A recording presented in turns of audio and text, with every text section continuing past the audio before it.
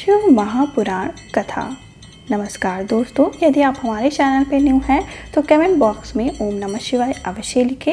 सावन माह में यदि आप गर्भवती माता हैं तो आप इसको प्रतिदिन अवश्य ही सुनें, जिससे आपको शेष कम करने वाली संतान की प्राप्ति हो। आज की हमारी कथा भगवान शंकर के पूर्व काल भैरव का वर्णन किया जाएगा। यदि आप हमारे चैनल पर न्यू हैं तो यहाँ पे भगवत पुराण की कथा भी सुनाई जा रही है, उसको भी अवश्य सुने, जिससे आपको शेष कम करने वाली संतान की प्राप्ति हो। हमारी कथा का प्रारंभ। भगवान शंकर के पूर्ण रूप काल भैरव का वर्णन। एक बार सिमेरु पर्वत पर बैठे हुए ब्रह्मा जी के पास जाकर देवताओं ने उनसे अविनाशी तत्व बताने का अनुरोध किया। शिव जी की माया से मोहित ब्रह्मा जी इस तत्व को न जानते हुए भी इस प्रकार कहने लगे, मैं ही इस संसार को उत्पन्न करने वाला शंभु अजन्मा एकमात्र ईश्वर अनादि शक्ति ब्रह्म घोर निरंजन आत्मा हूँ। मैं ही प्रवृत्त और निवृत्त का मूलधार हूँ, सर्वलीन पूर्ण ब्रह्मा हूँ।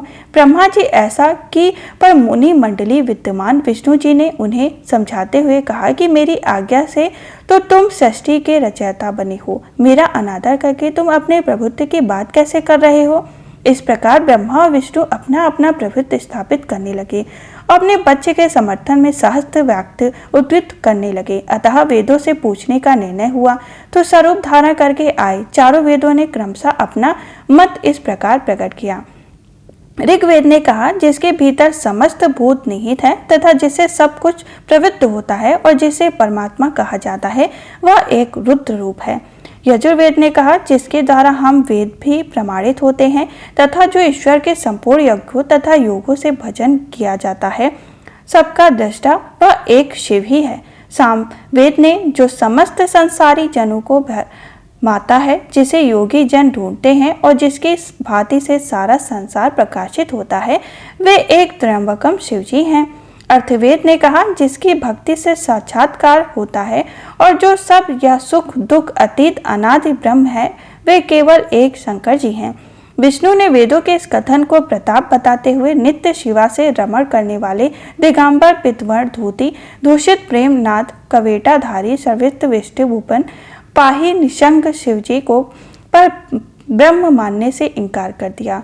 ब्रह्मा विष्णु विवाद को सुनकर ओमकार ने शिव जी की ज्योति नित्य और सनातन परम ब्रह्म बताया, परंतु फिर भी शिव माया से मोहित ब्रह्मा और विष्णु की बुद्धि नहीं बदली। उस समय उन दोनों के मध्य आदि अंत रहित एक ऐसी विशाल ज्योति प्रकट हुई कि उससे ब्रह्मा का पंचम सिर जलने लगा। इतने में ही त्रिशूलधारी नील मोहित शिव वहां प्रकट हुए तो अज्ञानतावश ब्रह्मा ने उन्हें अपना पुत्र समझकर अपनी शरण में आने से कहने लगे। ब्रह्मा की संपूर्ण बातें सुनकर शिव जी अत्यंत क्रुद्ध और उन्होंने तत्काल भैरव को प्रकट कर उससे ब्रह्मा पर शासन करने का आदेश दिया।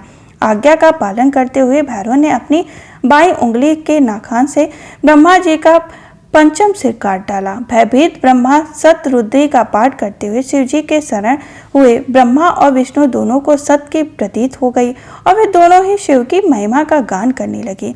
यह देखकर शिव जी शांत हुए और उन दोनों को अभयदान दिया। इसके उपरांत शिव जी ने उनके भीषण होने के कारण भैरव और काल को भी भयभीत करने वाले होने के कारण काल भैरव तथा भक्तों के पापों को तत्काल नष्ट करने वाला होने के कारण पाप भक्षक नाम देकर उसके काशीपुरी का अधिपति बना दिया।